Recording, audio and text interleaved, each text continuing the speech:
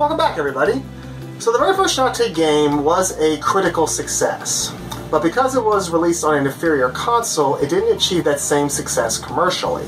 Now there was going to be a sequel that was going to be released on the Game Boy Advance, but that game got cancelled because wayforward couldn't find a distributor. But thanks to fan support, a sequel was eventually released. This is Shantae Risky's Revenge. It was originally released via download for the Nintendo DSi in 2010, staying true to its handheld roots. But it eventually made its way onto the PC and consoles via a director's cut. So let's see what this second outing has in store.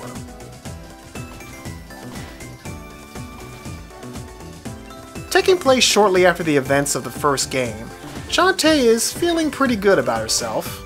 Because of her status as only a half genie, Shantae used to battle low self-esteem, believing that her human side made her weak and longing to become a full-fledged genie.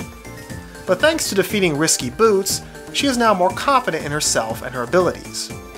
During an expo, Shantae and her friends come to watch as her Uncle Mimic unveils his latest finding, and to the shock of everyone there, including his own, it turns out to be a mysterious lamp. Just then, Risky Boots attacks Scuttletown once again. She captures the lamp and engages Shantae in a quick battle. Only this time, Shantae is knocked out, allowing Risky to escape. Due to the destruction caused by the battle, Shantae is fired from her job as the town guardian. Despite this and her uncle asking her not to pursue this issue, Shantae decides to travel forth to stop Risky in her latest endeavor. Reluctantly, Mimic tells her that there are 3 seals that Risky needs to get in order for the lamp's full power to be activated. Through her friend Roddy Tops, she finds that the seals are under the control of the Barons, treasure hunters that Shantae will have to face in addition to Risky. After retrieving the 3 seals, Shantae is betrayed by Roddy Tops and her brothers. They kidnap Mimic and take them to Risky. She ends up altering their deal and boots them to the curb. As Shantae arrives, she is forced to give up the seals in exchange for Mimic's life. With the seals, Risky powers up the lamp to full strength, and she uses it to strip Shantae of her magic, which was her entire plan the whole time. The magic takes the form of a dark doppelganger in which Shantae is forced to battle. Shantae would have been done for if it wasn't for the fact that she still retained her hair whipping ability, suggesting that not all of her magic came from her mother's side. After an intense struggle, Shantae destroys Dark Shantae, saving herself but losing her magic forever.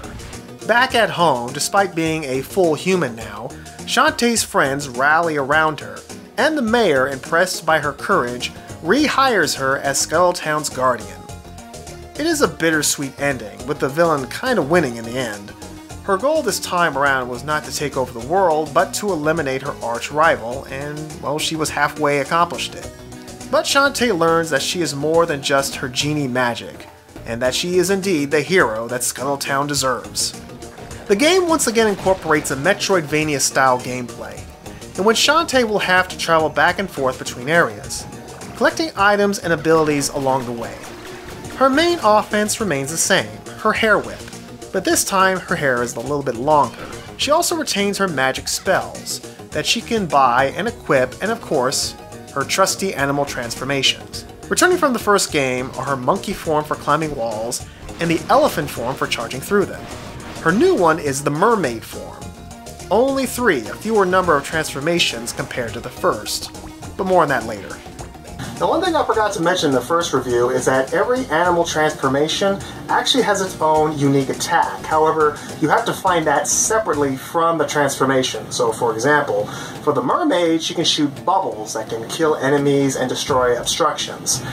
You know, it is kind of weird that these attacks don't come with the animal transformation, that you have to go out and find them. I don't know, it just seems like some weird excuse to do more busy work. While traveling, the game offers area transitions, where you can jump back and forth between the back and foregrounds. It's a kind of a neat feature, as it does expand certain areas. However, it is only utilized in 2 places, Scuttletown and the forest, so it is a feature that is not used to its full potential. Again, the same basic goal is here as it was before.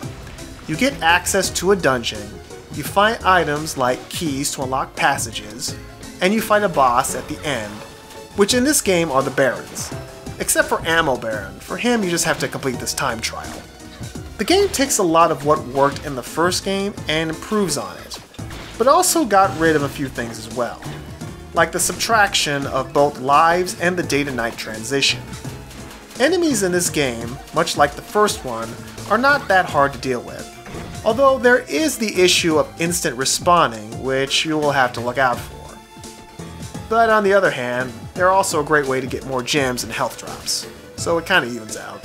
Since this sequel jumped a generation, there is definitely an all-around improvement in both the visuals, sound effects, and the music. Again, they were the highlights of the first game, and they stay that way here as well. The characters are all just as likable as ever. As for the music, Jake Kaufman does it again, as he updates songs from the previous title and adds some new ones as well.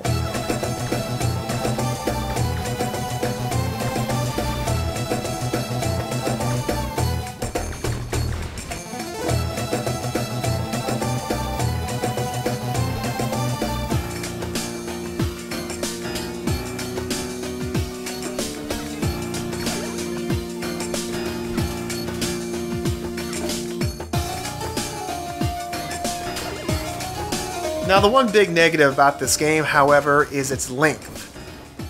It honestly feels like this game is only about half the size of the first game as far as content goes. Apparently, the original plan was for it to be an episodic adventure, but they end up changing their minds. And that does seem to result in a shorter game for it. The price for this game is around 10 to 12 bucks, and that sounds about right. Also, the map in this game is pretty bad, as it just does a poor job conveying to you where you are and where you need to go to get to your next location. It just does not provide much in the way of help. Shantae's Risky's Revenge is a good sequel, as it stays in line with the first game, with its bright colors, great characters, ear-pleasing music, and fun Metroid-style gameplay. The story features a darker twist, with the villain technically winning in the end, but allows for good character development for our main heroine. The game is on the short side, so just be ready for a relatively quick adventure.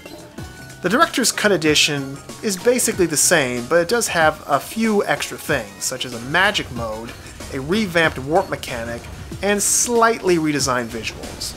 So if you have a free 10 bucks, I say give this one a shot. Well, next up we have the third leg of our adventure, as Shantae faces off against the Pirate's Curse. What is in store for our hair-whipping heroine?